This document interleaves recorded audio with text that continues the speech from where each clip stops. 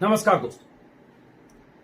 इस देश में अगर किसी की पहुंच देश की सर्वोच्च सत्ता तक, प्रधानमंत्री मोदी और अमित शाह तक, आरएसएस प्रमुख मोहन भागवत तक, उसका अतीत और वर्तमान अगर संघ से जुड़ा हो और उसके बाद अगर वो किसी चैनल का संपादक हो, तो क्या वो देश के कायदे कानून को हर रोज ठेंगे पर रख सकता है? क्या वो देश के केबल एक्ट को अपने दफ्तर की डस्टबिन में डालकर हर रोज अपने चैनल पर नफरत की खेती कर सकता है? क्या वो देश की प्रतिष्ठित संस्था यूपीएससी की साख पर कालिक पोत सकता है?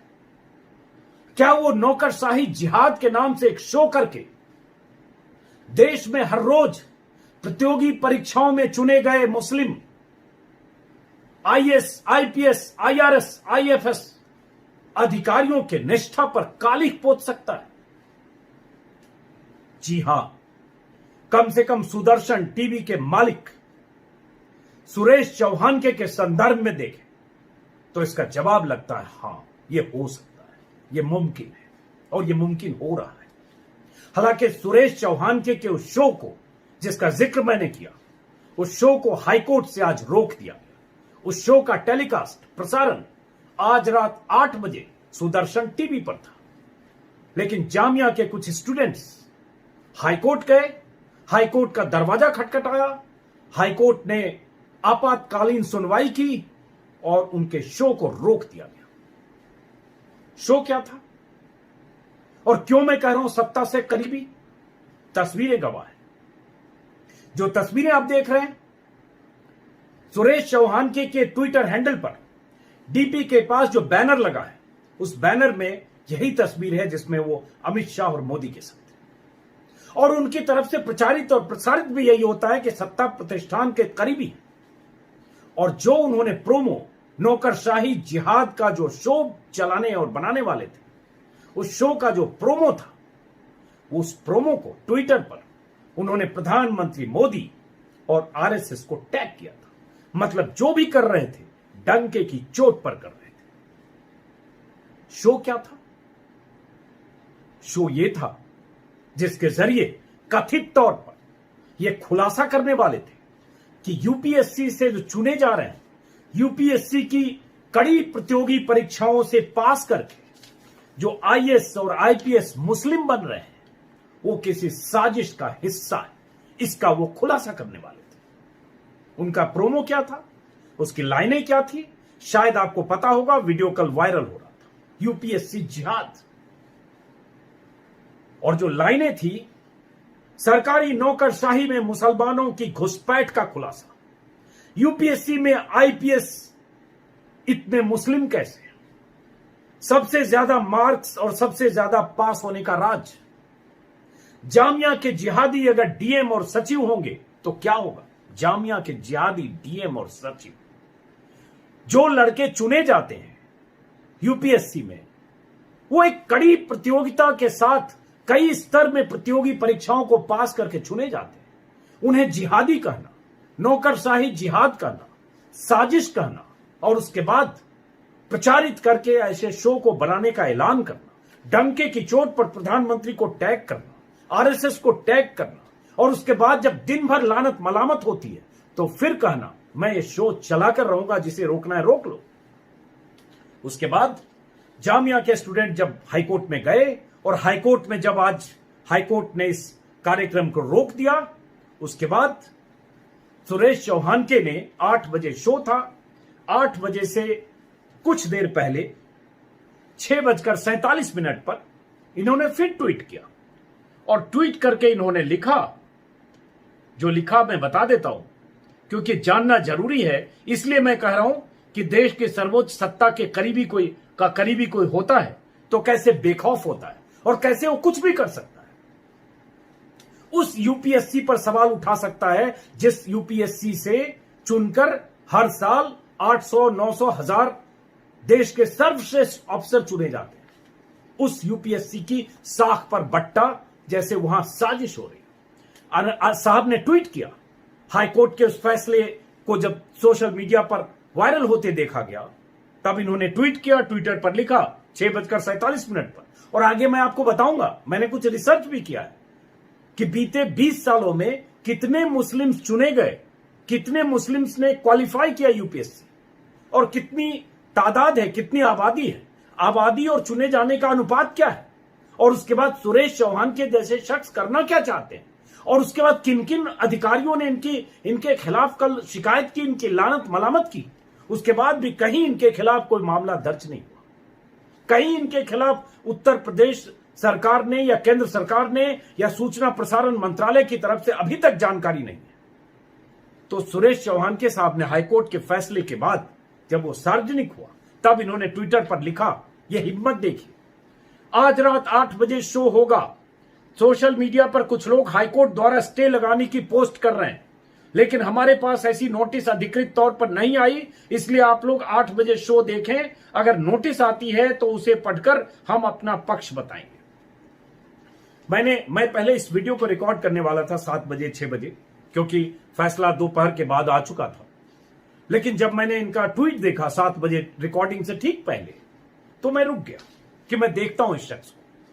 फिर मैं 8 बजे आज मैंने सुदर्शन टीवी खोजा भी कि कहां आता है, किस चैनल पर। मेरे यहां टाटा स्काई, मैंने आज तक सुदर्शन टीवी नहीं देखा। आज पहली बार मैंने देखा कि मैं देखता हूं हिम्मत कि हाईकोर्ट के स्टे के बाद भी क्या ये शख्स प्रसारण करता है, जिस तरह से डंके की चोट पर लिख रहा है। लेकिन प्रसारण तो नहीं हुआ। इन्होंने कहा कि शो से 7 मिनट पहले इन्हें नोटिस मिला है और कोर्ट का सम्मान करते हुए ये फिलहाल नहीं कर रहे हैं, क्योंकि कोर्ट ने जो अगली तारीख सितंबर के पहले हफ्ते की मुकर्रर की है, कोर्ट में जाएंगे। 7 सितंबर तक के लिए कोर्ट ने स्टे किया है, कोर्ट में अपनी बात रखेंगे। नाट के अंदाज से स्क्रीन पर आते हैं, पहले भगवान की पूजा की, गणेश की, फिर उसके बाद बाबा साहब अंबेडकर की, और अंबेडकर में आस्था जताई, और उसके बाद छत्रपति शिवाजी महाराज की। अंबेडकर में आस्था जताने का नाटक करने वाले सज्जन, अगर अंबेडकर के बनाए संविधान को, अंबेडकर ने जो संविधान की देश में बुनियाद रखी, उसके बाद वहां से देश की संवैधानिक मर्यादाओं का जो इतिहास है, उस इतिहास को पंक्चर करने का अगर आप काम करते हैं, और उसके बाद अंबेडकर को प्रणाम भी करते हैं, खैर उसके बाद इन्होंने शो नहीं किया। लेकिन क्या कहा, क्या किया, यह आप जान चुके। कल क्या हुआ, बहुत सारे अधिकारी, आईपीएस अधिकारी, आईएएस अधिकारी, कल मैं वीडियो बना नहीं पाया था, फिर मैं देखने लगा। बहुत सारे अधिकारियों का मैंने देखा, जैसे आप स्क्रीन पर देख रहे हो, और फिर मैं बताऊंगा कितने मुस्लिम्स बीते 20 सालों से चुने जाते रहे। और अगर चुने जाते एक ही तरह के इम्तिहान में, हिंदू, मुस्लिम, सिख, ईसाई जो भी है चुनकर आता है, आप कैसे कह सकते हो कि नौकरशाही जिहाद है? और अगर ये कहते हैं तो सरकार की क्या जिम्मेदारी है? इस सरकार के मुंह पर तमाचा है, लानत है, क्योंकि बीते 3 सालों से, 4 सालों से, खासतौर से 2016 के बाद से मुख्तार अब्बास नकवी हर साल श्रेय देते हैं मोदी सरकार को और प्रधानमंत्री मोदी को। कहते हैं प्रधानमंत्री मोदी की नीतियों की वजह से इतने मुस्लिम चुनकर आते रहे, या मुस्लिमों की नुमाइंदगी बढ़ गई यूपीएससी में। एक तरफ मुख्तार अब्बास नकवी ये कहते हैं, दूसरी तरफ सरकार का करीबी माना जाने वाला सुदर्शन टीवी का मालिक इस तरह की नौकरशाही जिहाद की बात करता है, और सरकार सन्नाटे में है। इसका मतलब क्या निकाला जाए? आगे बात करते हैं। कुछ अधिकारियों ने, जिन लोगों ने कल इनकी लानत मलामत की, एक आप स्क्रीन पर देख रहे राहुल कुमार हैं, आईएएस अधिकारी। इन्होंने कल इनका जो ट्विटर पर वीडियो था डंके की चोट पर, उस वीडियो को देखकर इन्होंने कहा ये फ्री स्पीच नहीं है, जहर है जो भारतीय संविधान के फैब्रिक के खिलाफ है, इनके खिलाफ कार्रवाई होनी चाहिए। ऐसे ही राकेश बलवाल ने लिखा, आईपीएस अधिकारी हैं, हमारी एक ही पहचान है, हमेशा के लिए हम सिविल सर्वेंट हैं, और ये हेट स्पीच है, इनका लाइसेंस रद्द होना चाहिए। निहारिका आईपीएस अधिकारी हैं, इन्होंने लिखा ये घृणा फैलाने की घिनौनी साजिश है, कोशिश है। किसी ऑफिसर की निष्ठा पर, धर्म के आधार पर सवाल उठाना न सिर्फ हास्यास्पद है, बल्कि इस शख्स के खिलाफ सख्त कार्रवाई होनी चाहिए। अंग्रेजी में सबके स्टेटमेंट थे, मैं हिंदी अनुवाद बता रहा हूं, ट्विटर आपको स्क्रीन पर दिखा रहा हूं। अवनीश शरण है, अधिकारी हैं, ये भी आईएएस अधिकारी हैं, इन्होंने भी लिखा टीआरपी की मंडी में नई एंट्री। आरके विज हैं, छत्तीसगढ़ के आईपीएस अधिकारी हैं, इन्होंने लिखा ये घिनौना और निंदनीय है, हर हाल में बंद होना चाहिए। फिर जब उन्हें किसी शख्स ने ट्विटर पर टैग किया, उन्होंने जवाब में यह भी लिखा कि कानूनी रास्ता हम देख रहे हैं। उसके बाद बहुत सारे लोगों ने इस पर लिखा। आईपीएस एसोसिएशन ने कल लिखा कि हम निंदा करते हैं, गैर जिम्मेदाराना है कि सिविल सर्विस को धर्म के आधार पर टारगेट किया जा रहा है। प्रभुजोत सिंह हैं आईएएस अधिकारी, उन्होंने साफ साफ लिखा कि पुलिस इसे गिरफ्तार क्यों नहीं करती, सुप्रीम कोर्ट, हाई कोर्ट और अल्पसंख्यक आयोग इनके खिलाफ सुओ मोटो कार्रवाई क्यों नहीं करता। और ट्विटर को भी लिखा कि ये इनके ट्विटर हैंडल को बंद किया जाना चाहिए। ये तो कल हुआ। उसके बाद जामिया के छात्र गए और उसके बाद जो जामिया में छात्रों का आक्रोश था, क्योंकि जामिया को आप कह दे रहे हैं कि जामिया के जितने छात्र हैं जिहादी हैं। जामिया के जिहादी अगर डीएम और सचिव बन जाएंगे तो जरा सोचिए क्या होगा। और जामिया से जो बच्चे पास आउट होते हैं उसमें हिंदू भी होते हैं, मुस्लिम भी होते हैं। जामिया के वाइस चांसलर की एक स्टेटमेंट देख रहा हूं, उन्होंने कहा है आरसीए के 30 छात्रों को चुना गया है यूपीएससी में, वे सभी जिहादी हो गए इनके हिसाब से, उसमें 16 मुस्लिम हैं, 14 हिंदू हैं। तो जिहादियों की नई परिभाषा इन्होंने सुरेश चौहान के ने दे दी। हालांकि फिर कह रहा हूं उनके शो को हाईकोर्ट ने रोक दिया है। उसके बाद मैं जानने की कोशिश कर रहा था, इन्होंने ट्विटर पर यह भी लिखा बीजेपी के एक सांसद को टैग करके, राज्यसभा सदस्य हरनाथ सिंह यादव, कि हमने बात की है और हम चाहते हैं संसद में भी ये मामला उठे। यूपीएससी जिहाद, ये कहकर आप यूपीएससी की साख पर कालिख पोत रहे हैं। यूपीएससी जिहाद, नौकरशाही जिहाद, क्या मानसिकता है। लेकिन खैर कुछ बिगाड़ नहीं सकता, क्योंकि प्रधानमंत्री मोदी, अमित शाह, आरएसएस प्रमुख, सबसे इनका कथित तौर पर इनकी निकटता है, परिचय है, जान पहचान है। ये मोदी जी को जानते हैं, मोदी जी इनको जानते हैं, ये अमित शाह को जानते हैं, अमित शाह इनको जानते हैं, ये संघ प्रमुख को जानते हैं, संघ प्रमुख इनको जानते हैं। सब एक दूसरे को जानते मानते हैं और नफरत की खेती कर रहे हैं। और उसके बाद मैं आंकड़े देख रहा था कि जो ये बात कर रहे हैं और जो दरअसल हकीकत क्या है मुस्लिम्स की, कुछ आंकड़े मैंने अभी निकाले और समझने के लिए। और उसके बाद ये भी कि कैसे मुख्तार अब्बास नकवी बीते 3 सालों से हर साल प्रेस कॉन्फ्रेंस करते हैं। मैं एक बार पहले उनका बता दूं आंकड़े, और उसके बाद कब कब उन्होंने क्या कहा वो भी बताता हूं। अभी मैं देख रहा था कि 2013 में 30 मुस्लिम चुने गए यूपीएससी में, 2014 में 33 चुने गए, 2015 में 38 चुने गए, 2016 में 36 मुझे दिख रहा है, कहीं आंकड़ा मैंने देखा, 2017 में 52 और 2018 में 51।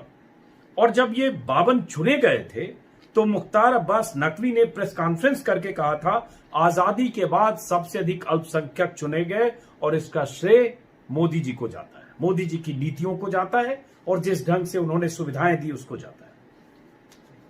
उसके बाद हालांकि उस पर भी सवाल है, उस पर आऊंगा। उसके बाद मैंने देखा कि सच्चर कमेटी की रिपोर्ट में 2006 में कहा गया था कि मुस्लिम की भागीदारी यूपीएससी और ऐसे जो नौकरशाही है इसमें बढ़नी चाहिए।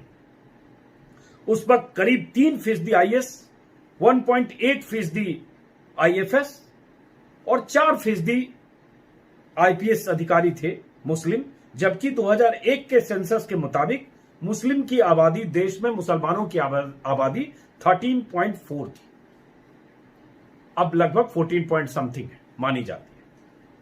अब ये आंकड़े मैंने बताए, और अगर इस बार का भी देखेंगे शायद 42 चुने गए हैं मुस्लिम।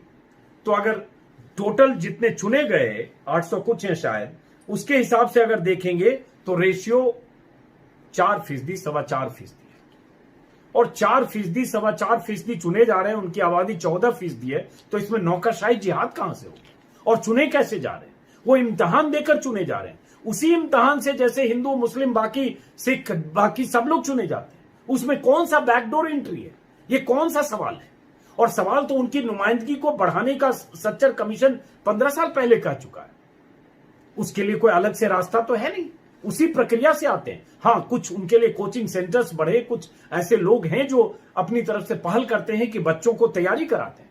जब ये श्रेय दिया गया, नकवी जी ने श्रेय दिया कि मोदी सरकार की नीतियों की वजह से हुआ, तो मैं कहीं किसी रिपोर्ट में देखा, मैंने 2 साल पहले की रिपोर्ट है, एक ज़कात फाउंडेशन है, इस फाउंडेशन के मुखिया हैं सैयद महमूद, और ये सैयद साहब, डॉक्टर सैयद 1977 बैच के आईएएस अधिकारी रह चुके हैं, सच्चर कमेटी के खुद सदस्य थे, मनमोहन सिंह, प्रधानमंत्री मनमोहन सिंह के ओएसडी थे, और उन्होंने भी बहुत सारे बच्चों को वो तैयारी कराते हैं, उनके लिए कोचिंग करते हैं। और ऐसे कुछ और संस्थान हैं जो हैदराबाद और दिल्ली में जो मुस्लिम बच्चों को यूपीएससी की तैयारी करने में, कोचिंग करने में मदद करते हैं। और उसके बाद 10-12 बच्चे ही बढ़े हैं अगर देखेंगे तो, और जिसका श्रेय पहले से नकवी जी हर साल मोदी जी को देते हैं। तब ये कहना कि नौकरशाही में नौकरशाही जिहाद हो गया, ये इनका इस तरह का बयान देना, और उसके बाद इस तरह के बयान के बाद डंके की चोट पर यह कहना जिसे रोकना है रोक लो। और आज भी चैनल पर आकर यही कह के गए, उन्होंने यही कहा कि मैं कोर्ट जाऊंगा, ये लड़ाई लड़ूंगा, एक्सपोज करूंगा। और क्या एक बड़ी बात कही मैं जब सुन रहा था कि आजादी के बाद की सबसे बड़ी साजिश का खुलासा करूंगा। तो क्या यूपीएससी किसी साजिश की बुनियाद पर यह संस्थान चल रहा है? ये यूपीएससी से जो इतने प्रतियोगी हर साल पास होते हैं, किसी साजिश के तहत उसमें मुस्लिम आते हैं? ये कौन सी सोच है? और अगर ऐसा कोई कह रहा है और ऐसा कोई चैनल पर चला रहा है और चलाने का दावा कर चुका था, वो तो हाईकोर्ट ने रोका, तो क्या केबल एक्ट के तहत, मैं अलग अलग लोगों की बहसें देख रहा था, उनके विचार देख रहा था कि उनको किन किन धाराओं के तहत उनके खिलाफ मुकदमे दर्ज हो सकते हैं और केबल एक्ट के तहत सीधे तौर पर उनका लाइसेंस रद्द हो सकता है। ये कौन सी बात आप कर रहे हैं?